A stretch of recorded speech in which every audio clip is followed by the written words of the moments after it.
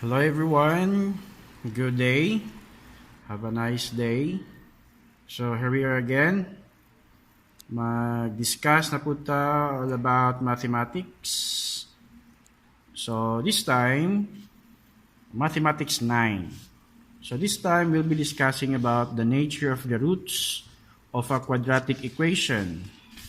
Then followed by the sum and the product of roots of quadratic equations. Then equations transformable to quadratic equations. And lastly, solving problems involving quadratic equations. So let us tackle first lesson number 3, the nature of the roots of a quadratic equation. Okay, so what are the nature of the roots of a quadratic equation? So in activity number 1, naigibutan diri nga which are real, which are not. So we're going to determine whether the numbers are real or not, rational or irrational, perfect square or not a perfect square. Okay, so good as a perfect square and a perfect square. So what are the perfect squares? So 1 times 1 is 1. What another perfect square? 4. Review ra ni ha. 1, 4, 9, spalain. 16, 25, 36, 49, 64,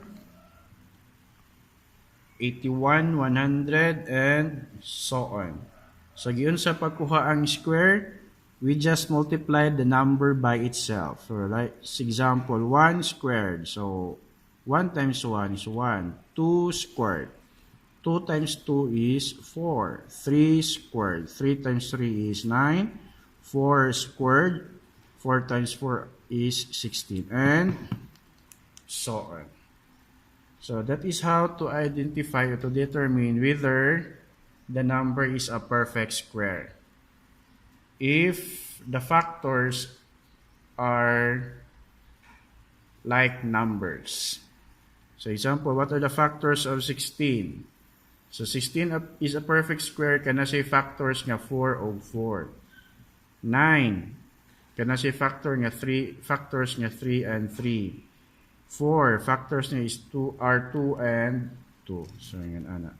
Pero kung inyo na ma-familiarized ang mga perfect squares, so, dali na mo pa maka-identify. So, for instance, square root of 121, square root of 101. So, among the two, 121 and 101, asa man ang perfect square, asa po ang dili perfect square. Sige daw. Nabay number nga i-multiply sa iyang kagalingon ikaduha, muhatag og 101. Na wala. Wala. So, kung wala, this is not a perfect square. How about 121? Naabay number nga i-multiply sa iyahang self ikaduha mohatag og 121. Nawala. Yes, naa. So that number is 11. So 11 squared or 11 times 11 is 121. So 121 is a perfect square. So, kung na mga problem dira or given yung mga numbers, so dili ra ninyo ma-identify. Another thing, rational or irrational. Or by definition, review ra gyapon ni ha, review. Irrational and rational. O, simple nga pag sabot sa rational, especially sa iyang decimals. Rational ang isa ka number if it can be written as A over B, or B is not equal to 0. So, kung number da masulat into ingon ani, then it is irrational. Pero kung dili siya masulat into A over B, where B is not equal to 0, then it is an irrational. Again, kung ang number masulat sa ingon ani, A over B, then it is irrational. Kung di siya masulat into ingon ani, it is irrational.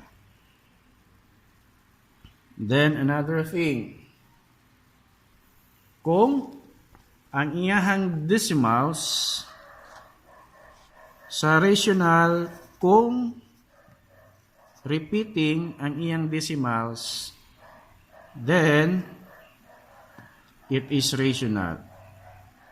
And also, if it is terminating.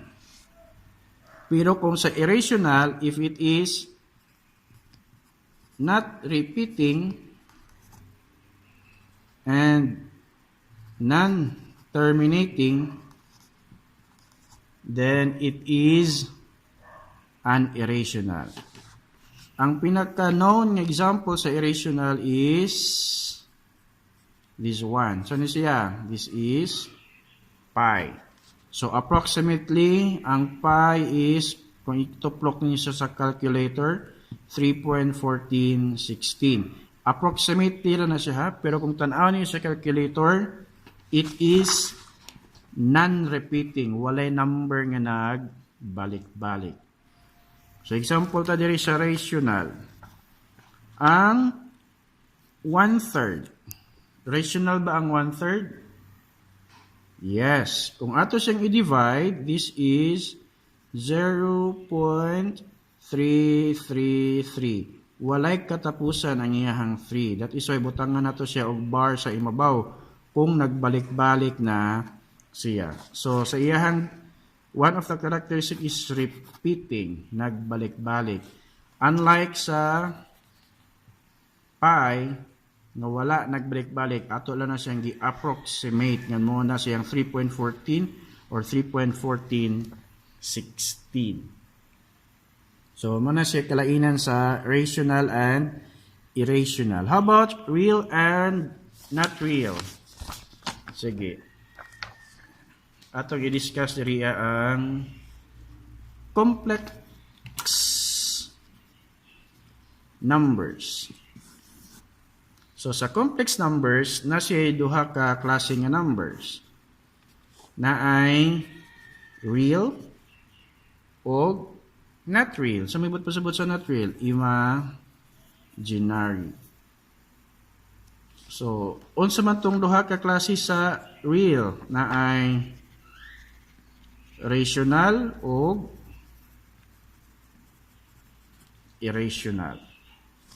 So, muna sila diraan. So, ang imaginary, so let us take for example.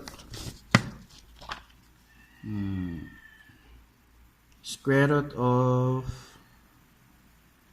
25, square root of negative 25.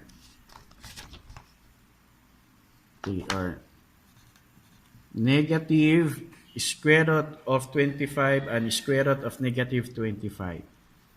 Pangutana, maora ba sila og answer? Nora dili. Sige, let us see. Nabay number nga multiply sa iyang kagalingon ikaduha. So kung wag ganito makita nga number dira, it is understood 2. So it means kuhaon na nato ang iyang square roots. Pero di na nato sa butangan og 2 kay understood naman siya nga kana siya dira is 2. So nabay number nga multiply sa iyang kagalingon ikaduha mohatag og 25. Naa? Yes, naa. Paggawas niya mahimo na siyang 5. Mawala na siyang radical sign. Nya kana may negative sa gawas, so may tabo the answer is negative 5. Is negative 5 real or imaginary? Yes, it is real. So sa ato pa, negative square root of 25, negative 5 is a real number. Dirita. Square root of negative 25. Nabi number nga multiply sa iyang kaugalingon ikaduha mohatag og negative 25. Let us see for instance. What is the square of negative 25? Negative 25 is square of negative 5. So negative 5 times negative 5, negative times negative, positive, 5 times 5, 25. Diri po ta, square of positive 5. So 5 times 5, 20, positive 25. It is understood positive. So, either of the two, the same result of negative 25. Naa siya'y root, pero wala dito sa real, pero naa sa imaginary. Again, balik ko na ako, dito mag-isgot na more og imaginary ato lasang gi pahapyawan kay para mabalaan ninyo nga ang square root of negative number is an imaginary number. Dili siya real number. But since we're talking about real, mo na nga diri ra ta mag-focus sa real. So, ingon ana. So, diri as inyong lesson number 1, activity number 1. So, balon ra ninyo kung whether it is real or not real, rational or irrational, perfect square or not a perfect square. Okay, dito activity number 2. Simple lang kayo si write the following coordinate equation in standard form. Sige, let us take for instance.